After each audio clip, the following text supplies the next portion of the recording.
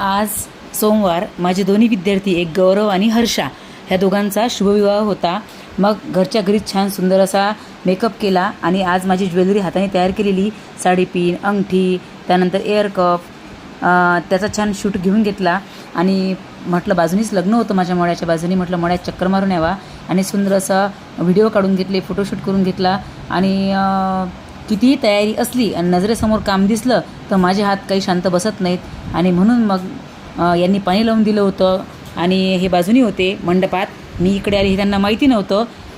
त्या बाजूचं पाणी पूर्ण केळीला देऊन झालं होतं. म्हटलं आता काय करावं, म्हणून मीच काय केलं, तिथले पाईप घेतले, कमरेला पदर खोचला आणि दुसऱ्या बाजूनं त्या फटीत पाणी द्यायला सुरुवात केली. आणि हे मला पूर्ण मंडपभर शोधत होते, कुठं गेली. मग नंतर मला फोन आला, तू कुठे आहेस? म्हटलं मी कुठे असणार आहे, माझं एकमेव ठिकाण, माझा केळीचा मळा.